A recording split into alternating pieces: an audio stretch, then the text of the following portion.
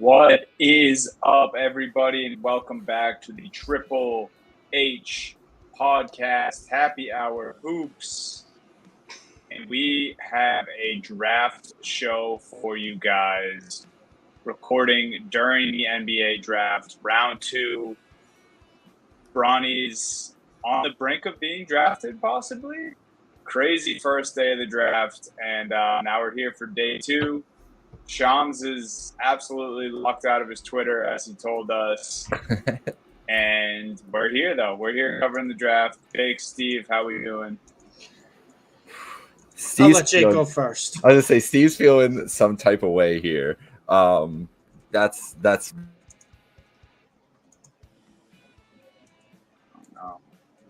Uh-oh, Jake went mute. What happened? All sorts of crazy stuff right now. This has been... The fact that this draft is going on, it started Wednesday night at 8 Eastern, and it is now 6 o'clock Eastern, and we still have 8 draft picks, is insane. Weirdest draft experience of our life. The biggest thing I'm excited to talk about today, Steve, is the New York Knicks, because can't believe what we saw the last couple of days, and it's tipped my world, Eastern Conference world, into a tizzy as the team who is now battling for like 5th best in the East. Like the Cavs ceiling just dropped immensely. So that's where I'm looking at here. But what about you? How you feeling? I think it tipped the entire basketball world with what the Knicks have been able to do. I mean, I have my thoughts on the NBA draft, how it's been covered, how this draft has gone, just how confusing it is, and how they just did such a poor job of getting people to care about the NBA draft this year. I have my thoughts on that. However, besides that, and don't you worry, I'll have a long rant about that aspect of the draft. In terms of the players drafted and some of the landing spots, I think there's a lot of interesting spots. I think there's a lot of intriguing destinations we had here, especially in round 1. I haven't paid too much attention to round 2 at this point because it started in the middle of the workday on a Thursday, so that was so much fun. Can't love that they dragged it out for 2 days so it could start while everyone's still at work. And shout out the West Coast people who aren't even home yet. I'm glad you guys are watching the draft. But anywho, besides that, the moves that the Knicks made, the kind of landing spots of some of the players I was intrigued about, and a few of my favorite draft prospects, which we will get to later on, falling in the draft into spots where I think are great landing spots for them. That is the good. And then we will talk about the bad and the ugly, because it's both. Because the coverage of this draft and how everyone has been barely talking about, there was barely any hype around this draft besides LeBron James' son, who knows if he's even going to have a role. I got to stop you there, Steve. Oh, no. It's official. Oh, no. Oh, it's no. official. Oh, don't Bronny do it. James is a Laker. Are we dumb for just not thinking this? Like it was what a Bronny shocker. The Lakers at 55 the whole time. Like, it was. We zagged too much on this, and this was just always the plan. Everyone seemingly, didn't get this wrong, but questioned it a little too much, I guess. But yeah, like Jake said, they're staying in LA. Playing with his dad, and LeBron, you get what you want. And the worst part about this is, too, even if the team probably wanted to draft Bronny, the way LeBron's pulling the strings, the way the Lakers were basically threatening that he's going to go to Australia if someone else takes him. Like, what is it? This is childish behavior. If someone wanted to draft Bronny, they would.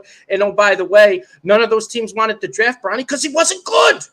He wasn't good, and we shouldn't have had 2-day coverage about a guy who averaged 4 points at USC. I'm sorry. I do not care. He wants to play with his dad. That's fantastic. They got him. They're gonna have all the media. We don't know. Like crazy we don't know today. if he wants to play with his dad. We know his dad wants to play with him. Yeah, exactly. All right. I'm sorry. I'm a little riled up on how this draft has gone the past 2 days. But the fact of the matter is, of course he's going in the Lakers at 55. Of course he was going in the second round. And of course no other team was even going to risk trying to take him because they're afraid of LeBron and they're afraid of the Lakers. Because at the end of the day, LeBron was just pulling the strings again. The NBA, the NBA, his puppet, he was just pulling the strings. and now he gets to play basketball with his son. This is crazy. This is what a world we live in, guys. Like, take this in for 1 second. That like, when you first heard about Bronny James, did you expect him to get drafted to the Lakers to play with LeBron? So This was Cavs time too. Like, I guess even that long ago, 6 years ago. When did LeBron first say this? He did it. The dream. We did it, Yeah. Joe. Like, throw the meme up. That's what this is today. How long ago was this? Didn't it feel so far away whenever that was too? Like when he first said it, I was like, oh yeah, maybe. Like, maybe. LeBron's still like basically at the peak of his powers, and he just gets that wish. Like, it's nuts, man. And I think we have to like give LeBron a little bit credit there with his longevity, right? I don't think anyone expect him to put up 27, like 7-6 at age 39. See, like it's crazy. It's ESPN wild. Wouldn't be able to sabotage an entire NBA draft with Bronny James coverage if LeBron hadn't been able to play so long and be so good for so long.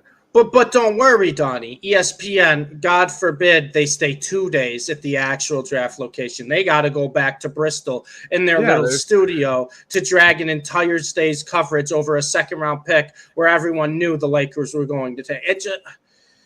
Hey, we might as well just be announcing the picks on Happy Hour Hoops for everyone. Shams is locked out of his Twitter account. Oh, that's true. It's another thing. ESPN's recording from Bristol, so why not from 3 different states from the 3 of us? Happy Hour Hoops should host the draft. That's another thing. I'm done with Shams and Woj on draft night. They were announcing players 3 picks ahead of TV coverage on Twitter. What are we doing? You want people to watch the draft? What are we doing? They are so concerned of, I have to get this information out first. I got to beat the other one. We are announcing picks 3. They were still showing highlights of like pick 6. And Shams and Woj are tweeting out like the 10th pick in the draft. What are we doing? Why is that okay? Why is that allowed? And then we're going to have the draft go 2 days, but we're going to start Thursday at 4 p.m. Eastern time? Oh, by the way, all the Lakers fans, go celebrate. You're still at the office for 2 more hours. Go celebrate. Bronny got his son. You're still at the office for 2 more hours. What is happening? And then the last thing, and I'll dive into this more when we start actually talking about the prospects, the amount of buzzwords used by the panel on ESPN because they hadn't watched a single minute of a game time basketball of these international players is laughable. I love Jay Billis. I'm glad they got Jay Billis for the college basketball players because he actually watches them. He actually knows them. But you could tell who had watched the players and who hadn't watched the players. And I'll be the first one to admit, I hadn't watched all the international players. I would have liked to watch the NBA draft as a fan to maybe learn a little bit about him, not the buzzwords, athletic, he's long, he's got potential, he can shoot, he's a 3 and D wing. Look, what are we doing? What are we doing? You couldn't find your ESPN. You couldn't find one person? Just one person to know what they're talking about with the international players? No, you have Stephen A. Smith yelling again when the Knicks take an international guy. I can't do it. JBC, you know what?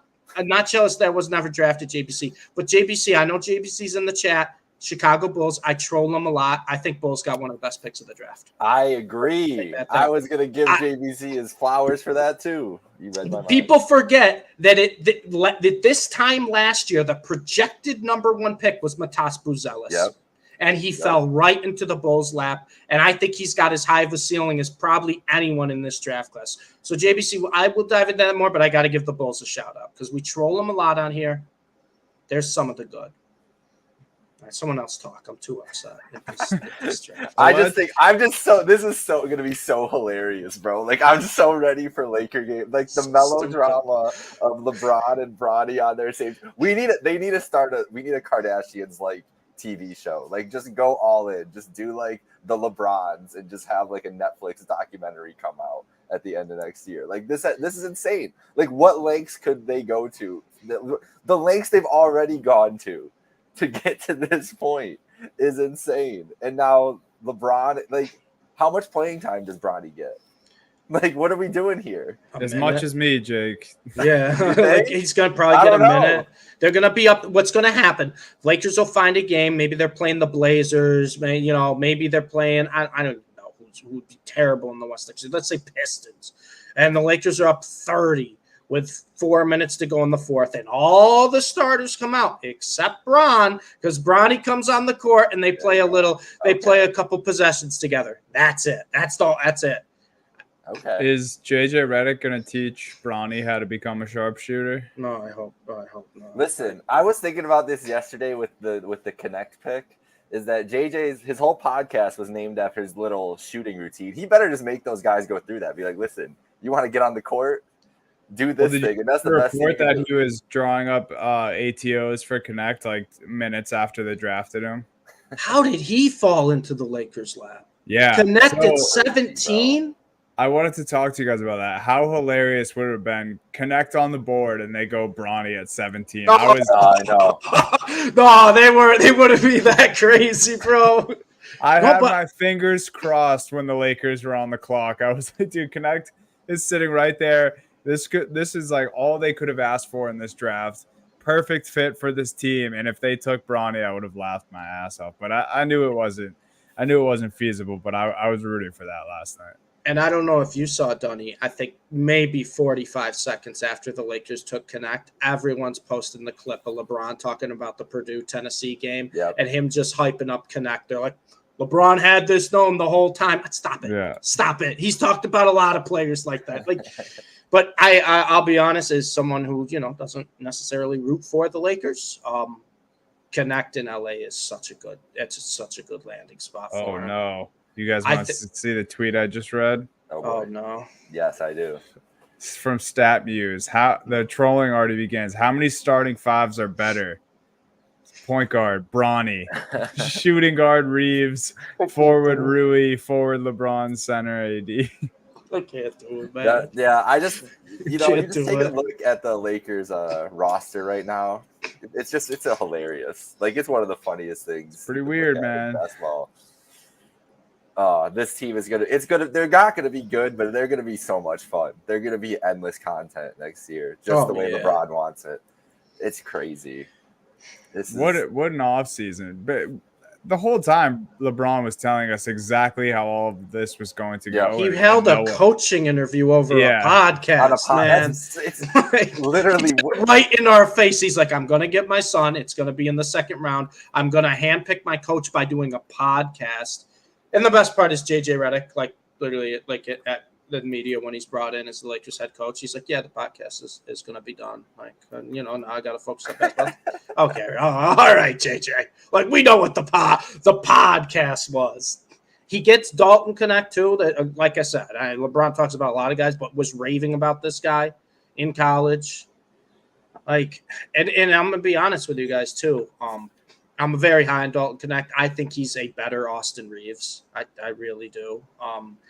That's just a perfect landing spot. It's LeBron, right? He never wanted to move. He loved it, and he's staying in LA. He likes the house. He likes the Hollywood. Now he gets to play with his son. What are you doing for the Lakers too? What the fuck are you gonna do without LeBron James? Exactly. They're gonna give their team to Anthony Davis? Come on.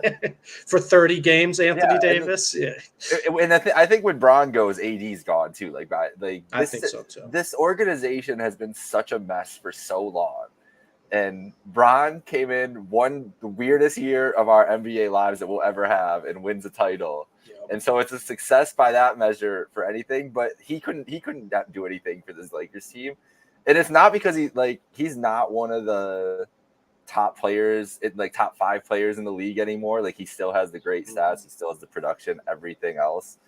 But the way that it's dwindled, and then just the Lakers' insane front office structure that they've had for years and years and years, it's this team is just such a mess. What are they gonna do? Are they what is their plan going forward? Do they really think the fact JJ Redick is the next Pat Riley, which we might as well talk a little bit about JJ and wrap up the Lakers so we can talk about other stuff later on.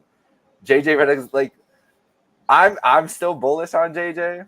I think it's more of a crapshoot to be a good coach in the league than anything else. It's so circumstantial, and these guys get dumped all over the place. But like Frank Vogel really should have never gotten fired from this group. Ham was a terrible hire for just the personality aspect of it, I feel like. So maybe that's what the move is here for JJ. But it just feels like you're set up to fail in LA no matter what. And this team, as we all just looked at that roster and said it wasn't good enough, unless they do some crazy reconstruction, it's still not good enough. And who knows? I honestly, my conspiracy hat on, if Bron gets his Las Vegas team, this is just getting JJ his head coaching reps for when he picks up JJ as the head coach for his Vegas team. That's what I honestly think this is.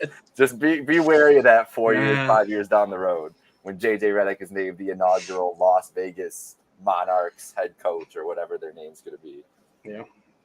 I mean, I think that we've talked about the JJ stuff. You know, we kind of almost always saw this coming, right? Like, I think you guys pointed out months ago that's like, this just feels like a coaching trial. Everything they're talking about on the pod, how they're interacting, it feels like a coaching trial. And then, of course, as soon as the NBA Finals is over and JJ is done with, you know, the current job he has, everything comes out that, yeah, he's going to be the coach. It's interesting. I'll be honest with you guys. I think JJ Redick has a very good basketball mind. I know sometimes there are just former players that get a job because they're a former player, and it's like you knew from the start that it wasn't going to work. But in terms of like a basketball mind, I think JJ Redick is very knowledgeable when it comes to that. LeBron James too. I don't think he would go to these lengths if he was just gonna try to get, you know, someone like where he can pull the strings, if that makes sense. I think he does have kind of mutual respect for JJ Redick, and his knowledge of the game and, you know, what he can bring with him. Obviously, it's still, you know, a LeBron team, so LeBron is always going to be that quote unquote player coach. But I don't think that JJ Redick is just like, oh, I'm just bringing this guy on as just kind of a fall guy or a figurehead. I really truly do believe that LeBron has good chemistry with JJ, and that that podcast necessarily was a quote unquote tryout to see if it would work. And I think everyone, even the people who didn't really like LeBron or really didn't even like JJ, was like, this is a great podcast. This is a great listen. These are two guys that are just talking basketball that know basketball. Yeah. And I think that's kind of partly of how this kind of all happened is LeBron is like, I want someone that can be a good coach. That is not someone that he's had the past like 3-4 coaches where it just seems like it's just someone just kind of thrown in there. And then when, you know, it goes bad, that's the fall guy. I think LeBron does genuinely respect JJ Redick's basketball knowledge, and I think that's how he got this job. Obviously, the way it went with the podcast is the most LeBron way of anything to go. But at the end of the day, I think LeBron got the guy he wanted. It's a great point because Darvin Ham was clearly a Lakers hire, right? Like that was not like LeBron wanting that guy. Frank Vogel, we were like, holy shit, Frank Vogel and LeBron, like that's not gonna make sense. Like maybe if LeBron if he's gonna have this much power, it's better to just have the head coach be somebody he wants on these teams and it be like a partnership. Like, you know, JJ doesn't have full control of the team, but LeBron needs that partner in the head coach. That's what he had in Ty Lue, I feel like JJ just understands the player relationship with a guy like LeBron better than Ham or Vogel does. Like Vogel's just out there coaching, bro. Vogel's just like, you run these sets, play this defense, do what you got to do. I don't know what Darvin Ham did. Can you guys tell me what Darvin Ham did? Because I don't think he really did. Not much. And so maybe it was really just LeBron doing stuff on his own there and overrunning Darvin. And so if this is a guy that LeBron's actually willing to work with, probably the best case scenario for the Lakers if JJ has like any chops to do this at all. And if he doesn't, then it's just going to blow up in their faces and they're back to where they've been for the last, 3 years. And that's not even, you can't even, I mean, they had the nice run last year, whatever. That's why they bought back into this roster, but there's no long-term plan here, Dunny. I don't know. Yeah, it's a funny situation. It's a crazy offseason for so many reasons already.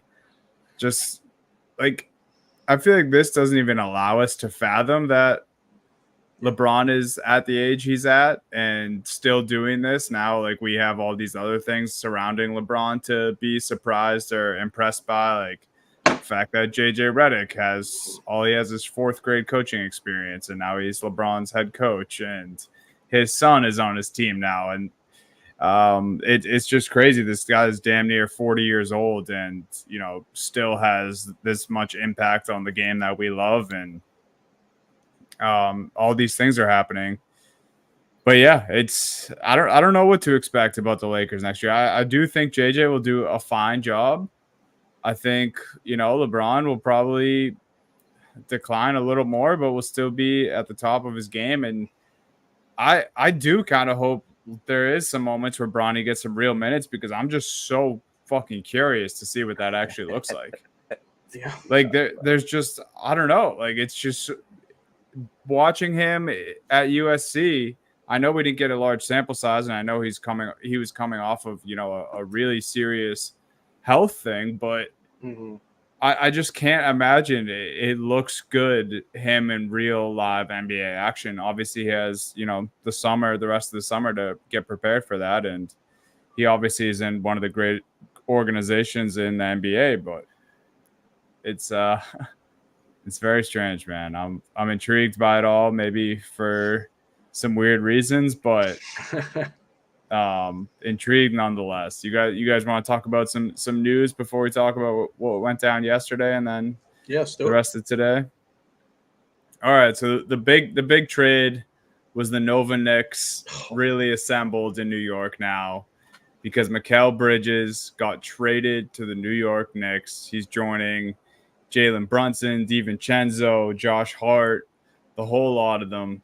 And when this trade happened, I was like, oh, this probably means OG's gone, because days before this, we were hearing OG might be frustrated. He might be testing free agency. He declined his player option. And then the Knicks say, OG Anunoby, a day later, we're going to sign you to a 5-year, $212 million deal. So we texted about both these in our group chat. Mikal, obviously, huge surprise to all of us. We talked about it. I asked you guys, did you guys think it was an overpay? We all had the same opinion. I think we all thought, yes, overpay, worth it, also yes. Yeah. So they bring in the guy. Immediately, their offense is better. Immediately, their defense is better. And their chemistry, which, people may have thought it couldn't have got better, but it did. And I think Mikal Bridges does all of that for the New York Knicks. And then OG Anunoby, this defensive stopper who you brought in a year ago, or less than a year ago, middle of last season, you think, or the public, I thought he was going to leave. And then they turn around and sign him to a huge deal. So everything looking up for the Knicks. What did you guys think of these moves, I guess, as a combination, or, if there's something you want to say about the individual moves? Well, Philly fans got to be going through it. I mean, you have, the Villanova boys all reuniting in New York now. That team's going to be great. Obviously, we know how good Boston is, but Philly fans have to be going through it, seeing this. Mm-hmm. I love this move. I've saw some people saying, why would you, use 5 first-round picks on a very good role player? And it's like, first off, don't disrespect Mikal Bridges like that. Mikal Bridges was the perfect role player when he was on the Phoenix Suns. We had talked about him for years before the Brooklyn Nets deal, how underrated this guy is. He plays every single game. He has incredible on-ball defense. He will not miss open shots. He is a great catch and shooter. And then when he went to Brooklyn, guys, we were like, can he be the number one? And that second half of the year when he was traded from Phoenix to Brooklyn, he showed that he could. He showed that he could take over games. He showed that he could be the number one scorer. He showed that he could be a volume guy. And, he didn't have as good of a year this year with Brooklyn than he did last year, but you got to look at the supporting cast that he had in Brooklyn this year. So much was put on him. Now he gets to play with a team he already has chemistry with. That's one big thing, too. We're not talking about this Villanova team as guys that were one and done, right? These are guys that played together, that won championships together. Like that is what chemistry you dream of having on your team, and they already have it with the 4 guys, right? Hart, DiVincenzo, Brunson, and now Bridges. But not only that, Mikal Bridges is going to be so flexible in this New York Knicks style team, where you got Tibbs wanting to play his guys 45 minutes a night. Well, guess what? You got the Iron Man joining your team who hasn't missed an NBA game in a very long time. You got a guy who was going to be completely fine playing 45 minutes a night. And you have a guy, if you want to play small, you can play Mikal Bridges like at a forward. You want to play you want to play big. Mikal Bridges is the 2. You can do that. Like Bridges can be a guy who could probably play anywhere from like the 2 to the 4 on this team. He could just mix and match, and they already have a guy like that with Josh Hart, of someone who is just going to be on the court, and no matter who's coming, guys are coming on and off, Hart stays on. Now you have a guy like Mikal Bridges with that, and I don't want to disrespect him by saying this, but just kind of like just a little less Mikal Bridges is OG Anunoby. You bring him back. You got 2 guys. These are guys that got length. These are guys that are good spot shooters. These are guys that are elite defenders, and they can all handle the ball a little bit. Bridges more than Anunoby. I think Bridges is a little bit better than Anunoby in pretty much every category besides maybe on-ball defense. But regardless, like I was shocked more so not at the Bridges trade, but more so that the Nets were going to do it. Like, I know that the Knicks overpaid, right? 5 first rounds is crazy. I think there was a swap in there in the second round as well.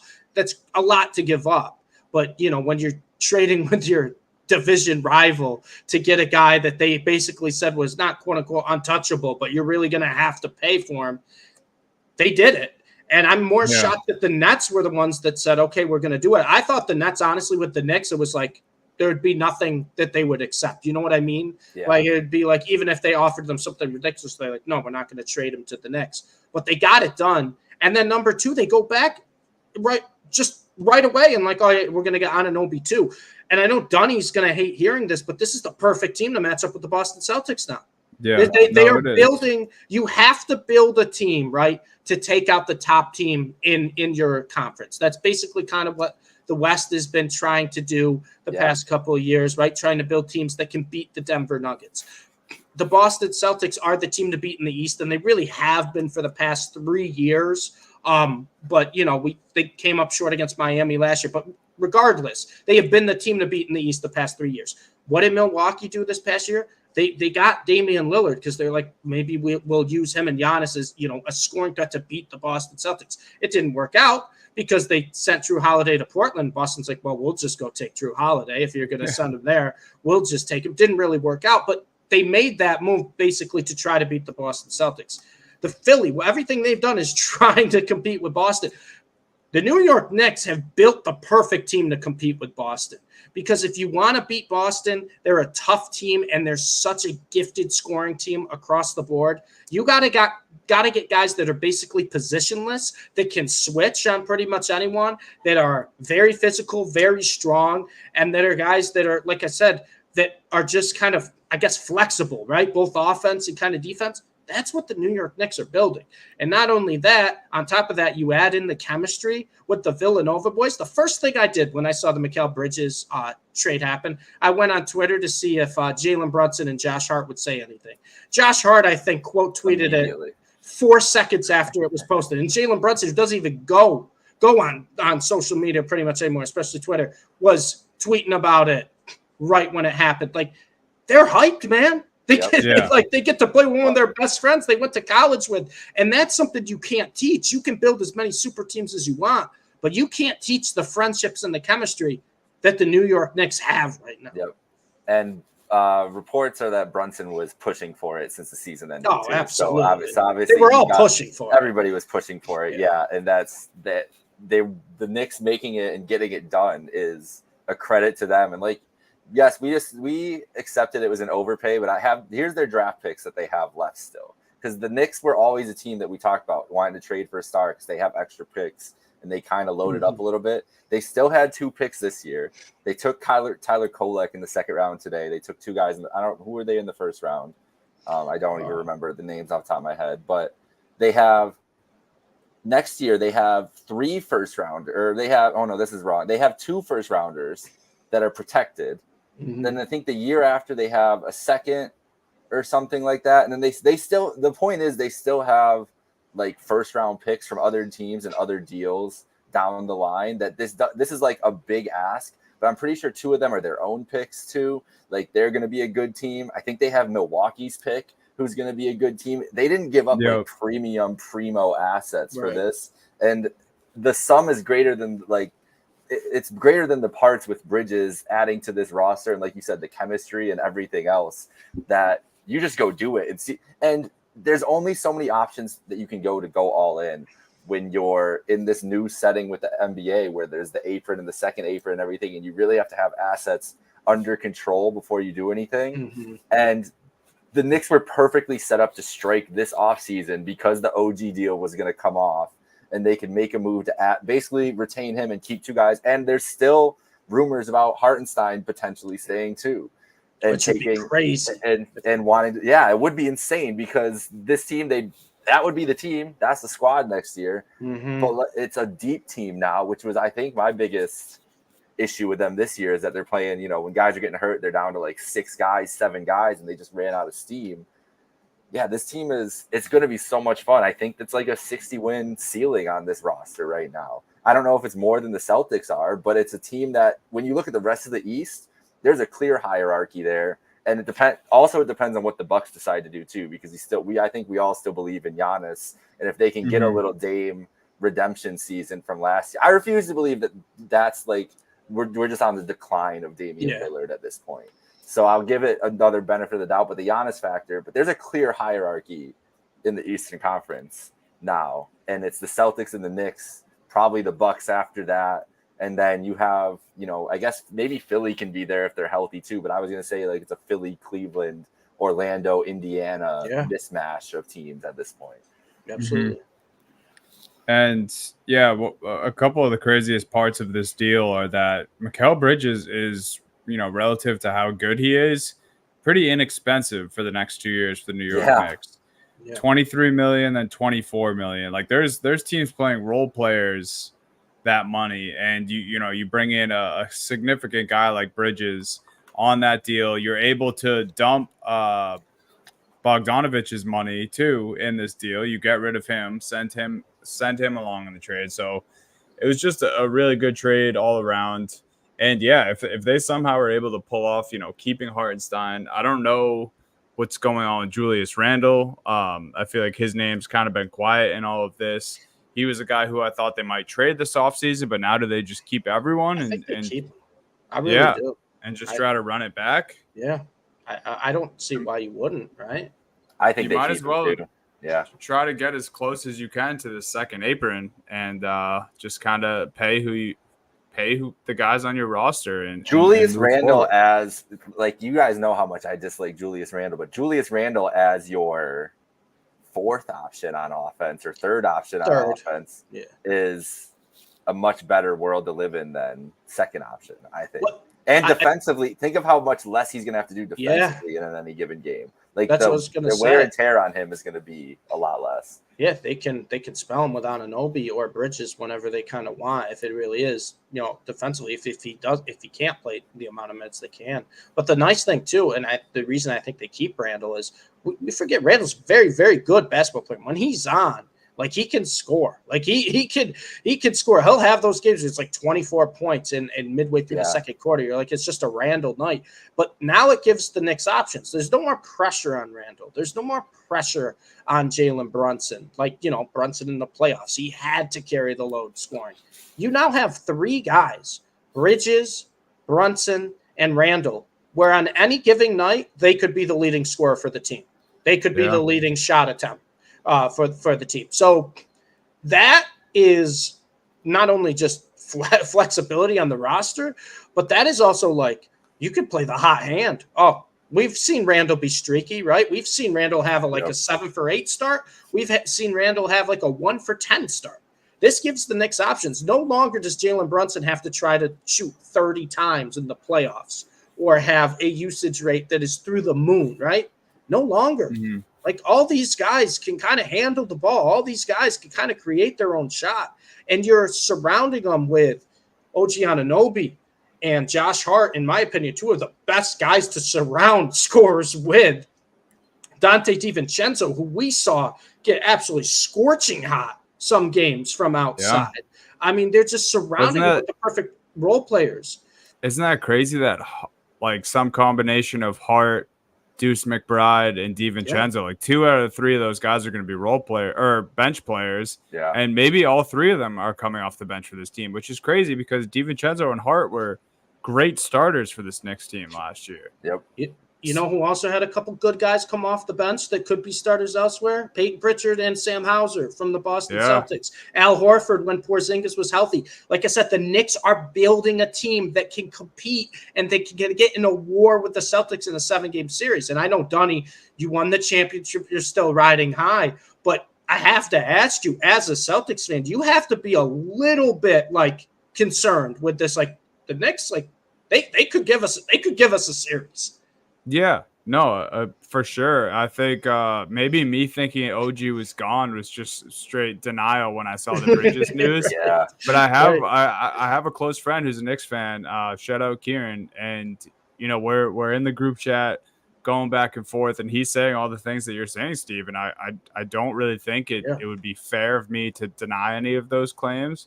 I do, I would still give the Celtics the edge just because we haven't seen this Knicks group, and two, I think talent wise, the Celtics still have the edge. But yeah, I mean, it was already a pretty scary group last year. Like if they had Randall healthy in the playoffs, who knows? And I think the Knicks are very good. I think they've made all the right moves in the offseason so far. I didn't hate the picks that they made in the draft. I thought they made some smart moves there as well. So it's going to be very interesting. I think Jake said it too. Like I think there's a hierarchy in the East. I think it's clearly Celtics, Knicks, kind of above everyone else until we see the rest of this offseason play out. So yeah, I have no issue admitting that. I think they're easily the second best team in the East, and probably just going to make some legit noise across the league, kind of how we saw them start to at the end of last year. I wouldn't be surprised if both these teams have like 65-ish wins, like around there next year. Wow. I really think like 265 in the same conference. I mean, like a little less, maybe one team a little less, one team a little more. Like kind of like not saying that they're gonna get either of these teams are gonna be 70 and they're getting that good, but remember the Warriors that year, the Spurs also had like 67 or 68 wins. Yeah. I think these teams aren't that high. Back. Okay, like Spurs, Mavs. Yes, like Dirk, Mavs, Spurs, like same division, right? Too. Yeah, I think both these teams. I think I might place 60 on both these teams because the rest of the East. What else can the rest of the East do? The Bucks, even at the best case scenario for the Bucks, they can't really add a lot of pieces. I saw a rumor the other day. I don't know if you guys saw this rumor, but there was a talk about a deal for Wiggins, for Bobby Portis, and other pieces. Andrew Wiggins doesn't change a lot for me for Bobby Portis. Like, is that really like a huge upgrade in that scenario for the Bucks? Right. I don't think it's enough to get over these other teams we're talking about. The Sixers are a huge unknown. We have the Paul George piece that we're going to talk about in a little bit, but it feels like Paul George doesn't want to go out east. That's what it feels like. It seems like his manifest destiny was always to be on the West Coast, right? And that could be a hindrance. So what do the Sixers look like? The Cavs, Donovan Mitchell still is not re-signed and signed that extension. So until that happens, I refuse to talk about them in any of these conversations. The Magic are going to add like Klay Thompson or something. That's not making anything for the Magic. And we know what the Pacers are. Like, I don't think the Pacers can get to that ceiling by next year unless they added another significant piece. So these two teams might just crush. Like, I think the Knicks are just going to come out and start obliterating teams because I don't know what they're going to look like, but seeing what this team looked like in the regular season at points last year and then adding Bridges and a full season of Anunoby, like, I think it's going to be like the Celtics last year too. Like, I think both these teams are going to be like 20-4, like just cruising along. They're like, holy shit, like the collision and the hype. What a get for the NBA. This is amazing. They get the Celtics first title, can start building this team up. And then who's the challenger in the conference? The New York Knicks. Like, it's going to be the story. We're not the only two teams that we're going to talk about are going to be the Knicks and the Celtics. And it's going to be so Knicks heavy. Stephen A is going to be losing his mind. He's going to say like Mikal Bridges is better than Jason Tatum on a December 1st take. It's going to get you're not wrong. I don't know if he's starting off modest, but these are real quotes from Stephen A. Smith today. I sent them into the group chat that I alluded to earlier. He said, let's see, the Knicks can beat anyone except Boston. I give the Knicks no chance against Boston. He said both Wait of till those the things on season first take starts, today. Donnie. Yeah. Wait till the season starts, Donnie. That's all I gotta say on the that. first Mikal Bridges 3-point celebration where he does this, and Stephen A is going to be changing his tune. Oh, yeah, absolutely will be. But last thing here on the Knicks, people forget a year ago, after getting traded from the Suns to the Nets, Mikal Bridges actually played 83 games because he got an extra game being a part of. So Tibbs, someone's going to whisper in Tibbs' ear that Mikal Bridges played 83 games just 2 years ago, and he's going to say, "Hold my beer." Let's play this guy 45 minutes. I'm pretty sure I saw a tweet yesterday that he hasn't missed a game since high school. Mikal Bridges. Wow. It's the unstoppable force versus the immovable object. Like Tibbs is going to have Bridges playing every single minute, and Bridges is just going to be doing it. And it's going to be. I mean, you create the perfect player in a lab for Tibbs. That's Mikal Bridges. Yeah. That is the perfect player because he's not going to hurt you offensively. Yeah. He's gonna look over at Anunoby and be like, "You see, this is this is what I need you to be." Because Bridges is very good on offense too. But the thing is, like, even when he was on the Suns, right, and he didn't have to be the guy on offense, nothing ever took away from his defense. Whether he was having a bad shooting night or a great shooting night, the defense never changed. When he was in Brooklyn, his defense never changed. And like you said, Donnie, like this guy's played every game. Like he doesn't sit the bench. Doesn't matter the situation. Doesn't matter if it's a back-to-back. Like he just plays. So I honestly is like I just can't wait to see Tibbs and Bridges. Tibbs is going to be in heaven. Having Mikal Bridges on his team. And it's like that picture of Steve Nash hugging Kevin Durant after the win. It's gonna be Tibbs to Mikal Bridges. Yeah. Who would have thought that the pipeline from Jay Wright players to Tom Thibodeau players is all you needed in the NBA to be successful. That's all you needed. Jay Wright built the foundation, and Tibbs is like, okay, I like what you got did with these guys. I will say, and I know it's hard now with how many international players there and the talent pool there. If the Nova Knicks works, right? Let's say it works, and this team is 60+ win team. They make a deep playoff run. Let's screw it and say they win the title.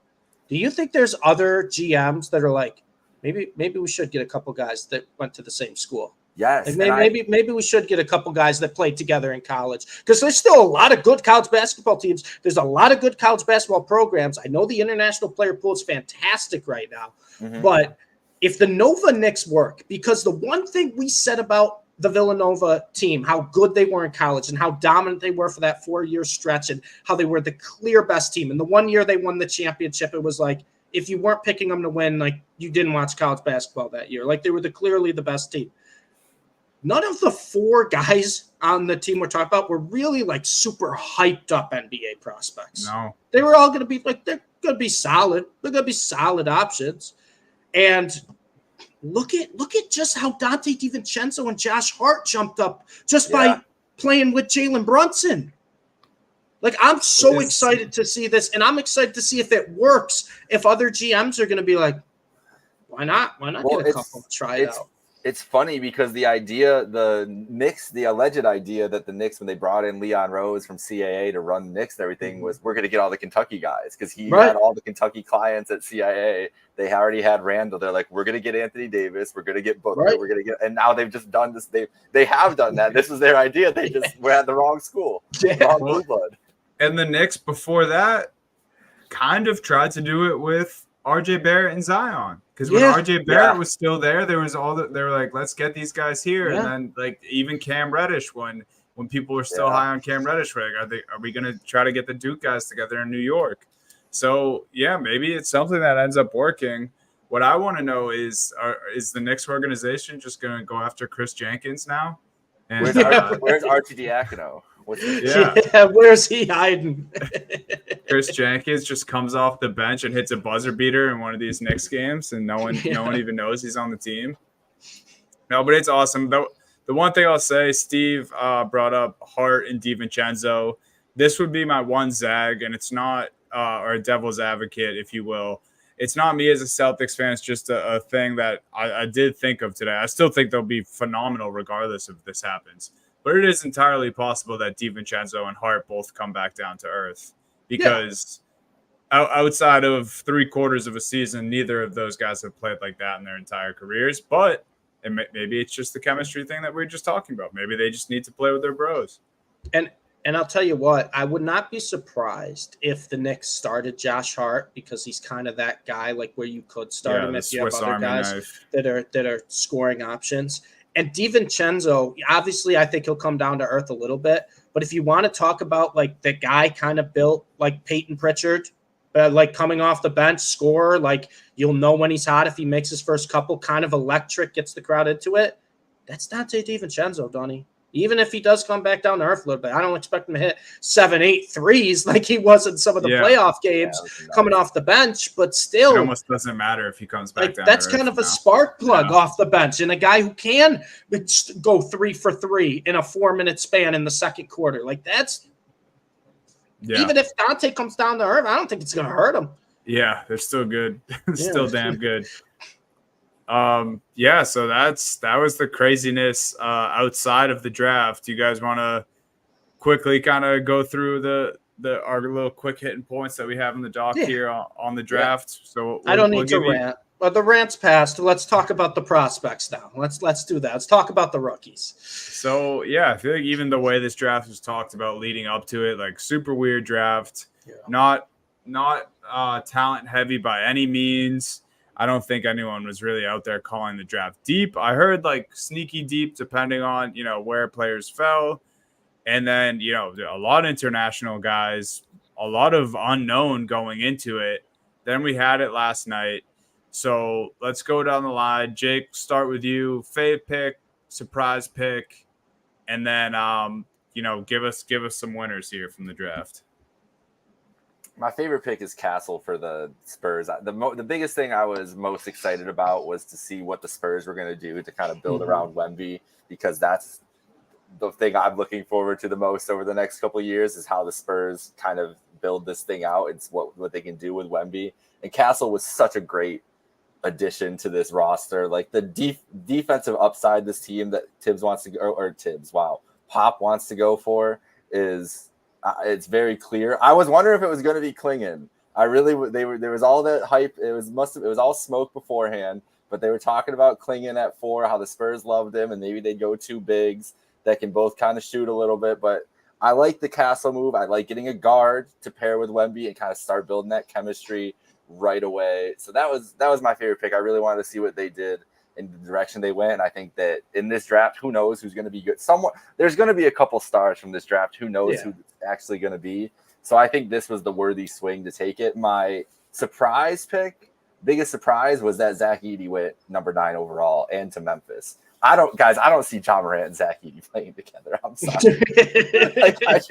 I don't know. Did John Morant's post last night? No, what was it? I did not. Oh, when he looks up. Now I'm not remembering the movie it's from, but it's Chris Tucker. Yes, I forget the movie it's from, but that was hilarious. I just don't see it. Do you see them on the court together? Edie's dumb, slow ass running down the way, and Ja just flying up and down. It seems so opposite to me. Like Edie, we watched Purdue last year. Edie's just literally like sitting there in the block all day. What does Ja want to do with that? Ja wants to come flying in there. He's gonna have to dunk over Edie in there, moving out of his way. I don't see it. I don't know. It's not hate on Edie. I think Edie could still be effective in the league. It's just this is such a weird fit with what Ja Morant does well. Like, I just don't understand what they're trying to do here. Well, I think they probably thought they had a chance at Klingon maybe. And then they were like, let's go with the next best thing. Is Jaren Jackson wants to be a 4? Is that what we're doing here too? Like, he can't play. He's not going to play center. I know they've had centers in there. They had Adams. They've had Valanciunas in the past. Like, they've had guys next to him. So I guess he's just like, I think they want to try it. I am interested to see what that looks like. If I'm being completely honest, I agree with you with the Ja and him thing. Seems weird.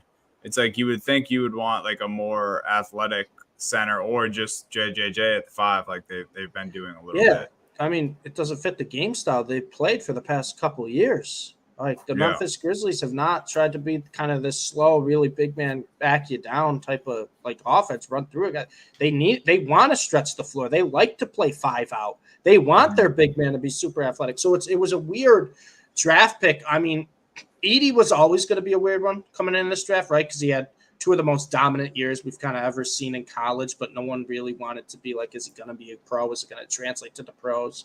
And so I was a little surprised to see him go in the top 10.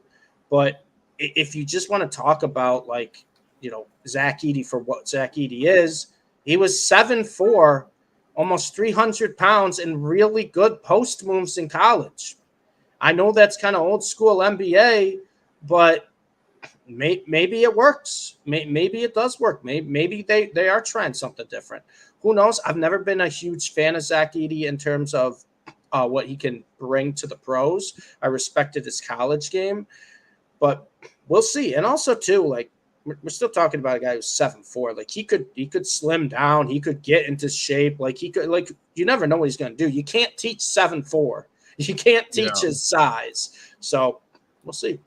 The first Marcus Smart to Zach Edey lob is going to feed families. I'm looking forward to that one. Smart and Edey will be a good combo, I think. But yeah, I think that was definitely a surprise pick as well, Jake. Do you winners from last night? Well, my winners now look a little different. I had the Lakers as a winner for the Connect pick. Now with Bronny, I guess they're still winners. LeBron's a winner for getting Bronny. Yeah. So and I also had why can't I click it? I had the Blazers because I really like Clingan coming in, and I think that's that young roster they've assembled there. That's a good guy to help with Scoot. I just like the core that they're doing there. I didn't think he'd slide down that far, so I really like that move for them too. So that's a good transition to my surprise pick, because where I agree with you that I think they're a winner for the pick, I was kind of shocked that they did it because they have Ayton, they have Rob Williams. Now they draft Clingan. It seemed a little strange to me. I'm like, is this just Rob insurance? Are they already sick of Ayton like the Suns were? I think they might be sick of Ayton. I think dominating is getting on people's nerves. Yeah. He does say some weird shit, and then they bring in Clingan, who I think is a beast. And I think, you know, leading up to the draft, like 2 weeks out, we really started to hear the buzz about Clingan. It seemed like everyone in the lottery wanted to draft him. Turns out he ends up going to the Blazers. So that was a big surprise for me, but I also agree with you, Jake. I do think they're winners for it. It was just kind of shocking. I'm like, this is a team that has two younger, like, legit centers. I know Rob has the injury history, but Ayton has a guy that, you know, obviously thinks a lot of himself, and I thought the Blazers thought a lot of him, but I think that's something to monitor going forward. The Blazers I think the Blazers are going to be making some reconstruction. I think this is a team that's going to want to just tank out hard next year. They traded for Avdija too. Denny. They traded him for the Wizards traded him to Portland, and they got rid of Malcolm Brogdon. So yeah, they're making. Why are the Wizards getting Malcolm Brogdon? He's got to be getting moved along. Yeah, okay. I think they're gonna flip him. Okay. Right. I think they were just. I mean, I have no idea, man. It's the Wizards. The Wizards make no sense. You never know what the. Yeah. I mean, Denny Avdija is not the guy for the Wizards to get rid of either. That's what I was wondering. Right. Why do the Wizards so want to trade much Avdija? the past couple of years? I don't know. I thought that too. I'll do my favorite pick just because I just gave my favorite surprise pick, but my favorite just pick was the Timberwolves swooping in and taking Dillingham, and just being like, hey, let's get this awesome offensive player and pair him next to Ant. He could spice things up right away for this team. I texted you guys last night, the perfect Mike Conley replacement too when that happens. And yeah, I mean, people said it about him. He obviously, you know, has been a little banged up throughout the offseason, and I think that hindered him for having some workouts for teams. But there's been multiple people and multiple mock drafts that I read about where people had Dillingham as the most talented player in this draft as far as just pure basketball talent goes.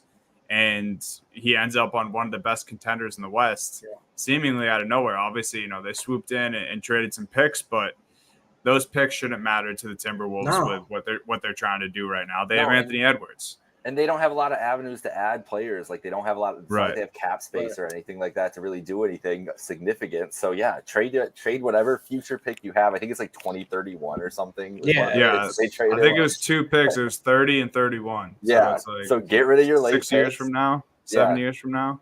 And yeah, go get a guy if you believe in him and think that he can, like you said, replace Conley and get next. And I think he's going to play a lot. I feel like he's going to play a lot this year. Like as a spark plug off the bench too, like give him that time. They kind of needed some of that more shot creation in their offense, especially we saw in that series against the Mavs, like how many times they went cold. So great call, Dunny. Yeah, they're a huge winner. And then my winners from last night, it just goes into the Dillingham pick. I have Timberwolves as winners, and Jake, I'm with you, man. I really like the Castle pick for the Spurs. Yeah, man. I just love the defense with Wemby. I think I was kind of hoping they were going to add some sort of defensive guy in some capacity this summer. I know like a couple months ago I said I kind of want to see Marcus Smart get traded to the Spurs and play with Wemby. But no, instead they do it in the draft, and they take Castle from UConn, probably the best perimeter defender in the draft, I would say. And so happy for the Spurs. Them and the Timberwolves are my winners.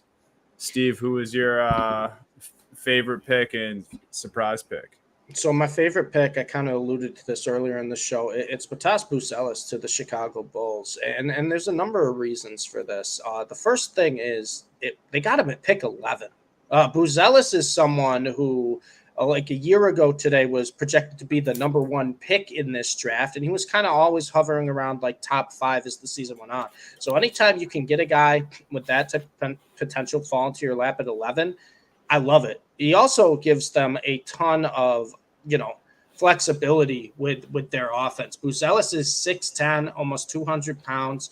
He can be a very good shooter. He can be a great rim protector. And he's someone I almost look like a Chet Holmgren, where the ball handling kind of has to come into play and maybe creating his own shot. But you can't teach the size. You can't teach his wingspan. And like I said, he can kind of score from anywhere on the court. It's just a matter of, kind of shooting off the dribble and a little bit more ball handling, playmaking. But in terms of just raw potential, I love Buzelis. I think Buzelis is going to be someone that can really give the Bulls kind of a spark they need. Appreciate the W take, JBC. I knew JBC would like this one. But I really do like Buzelis. And for a team with the Chicago Bulls where we kind of never really know what they're doing with some of their moves, and obviously, they traded Caruso. They got Giddey, so they did get younger. Giddey, not a great defender. They have Ayo Dosunmu. They have Kobe White as their young core. Not great defender. We don't know really, what's going to happen with their kind of older core. Buzelis can be a very, very good defender. He's got the length for it. He's got the wingspan, and he's very, very good with like the on-court awareness when in terms of rim protecting and when it comes to defense. So I really like Buzelis a lot. I think he's someone who can, give you a lot both on offense and defense. And I think he has arguably probably the highest, if not, top 3 highest ceilings of anyone in this draft class. It might take him a year or two to kind of really find his game, kind of raw talent there, but I really do like them taking Buzelis. And then my surprise, kind of similar with you, Donnie, here with Donovan Clingan to the Blazers.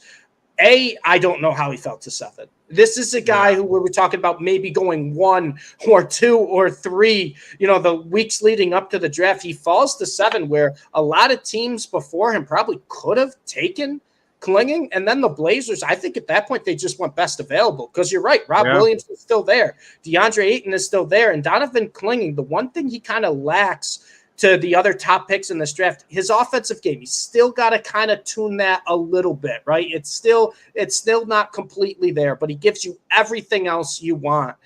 And the Blazers, like, you kind of want a guy to have a little bit more offense than defense when you're talking about who you're picking. So it was a weird landing spot for me with Ayton and Williams there and Clingan, where I really thought they were going to go more offense necessarily than kind of the big man defense.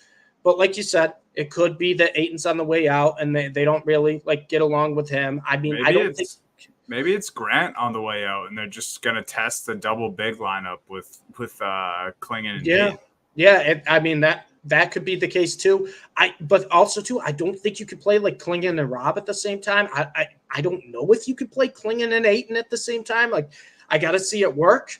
Yeah. Who knows? I know Minnesota has kind of figured out the two really bigs, right?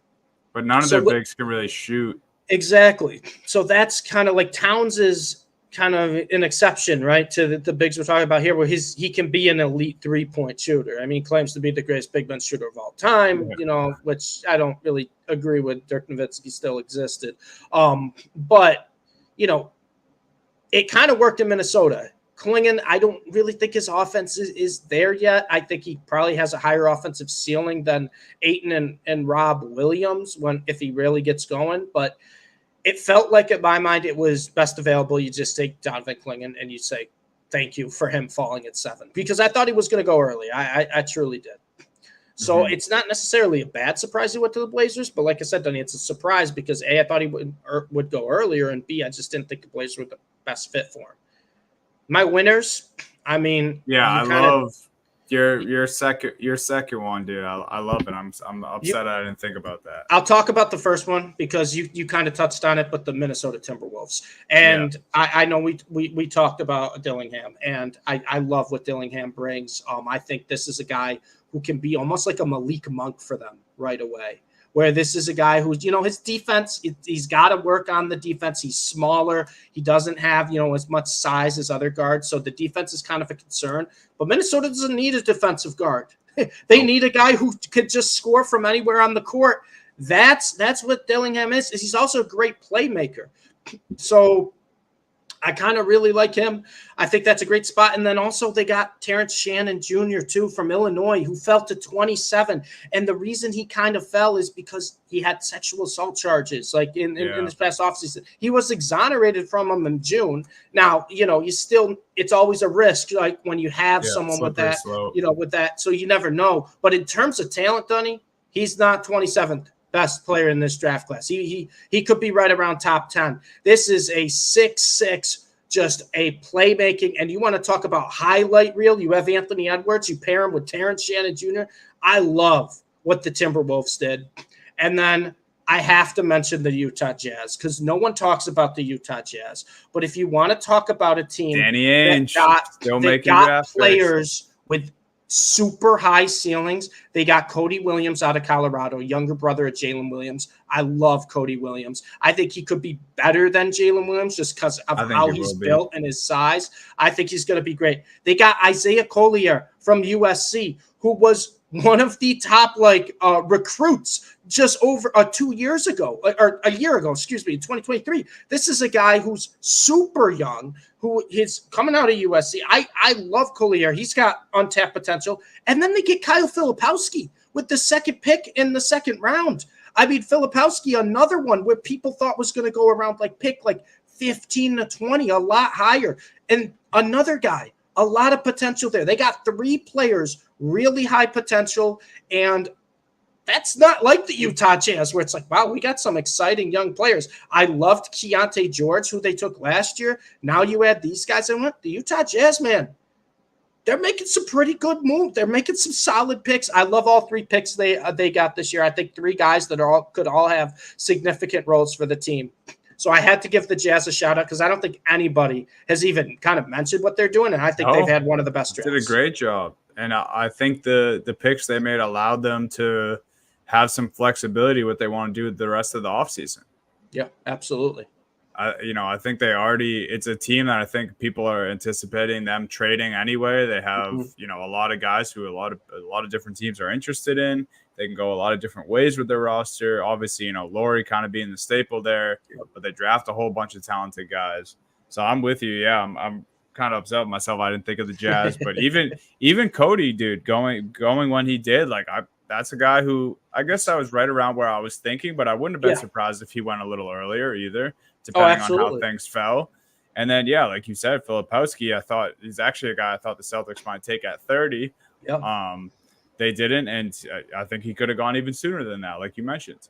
So yeah, shout out to the teams we mentioned. The draft was fun, even though we got told over and over again how it's not much talent in this draft, but it was still an entertaining day. Bronny Despite the coverage. Yeah, coverage lacking. Shams, please try to not tell us 4 minutes before the TV picks happen next year, because everyone who loves the NBA has your notifications on. Yes, dude. Please don't take advantage of that. Let us watch, even though it was a bad display on ESPN. But let's stop the war with Woj. All right. Yeah, I want Adam Silver to tell me who the pick is, That's not Shams when I have my head down during the commercials and the picks aren't even happening. That was my mini rant of the day. So I agree. Thank you guys for listening to our draft show. Shout out to Bronny James playing with his dad, because as much as we joke, that is very cool. Yeah, it is. Seeing all the stuff on Twitter just since we've been recording, all like the pictures of Bronny at LeBron James games over the years, and now he gets to play with his dad, drafted at 55. Pretty cool stuff. And yeah, this is our official kickoff into the offseason. Now, hopefully there's some more crazy trades and big signings like we had this week going into next week's show. Donnie, what league are we talking about? The NBA? Yeah, there will be. There will be. You don't have to hope for that. Those will come. I needed that confirmation. All right, thank you guys for listening. Go download the WinStreaks app and use our code HHH in the referral spot when you sign up. It's a very, very fun app. You make 5 picks a day, accumulate points based on those picks, and then you win cash prizes. So go download the WinStreaks app, use our code HHH.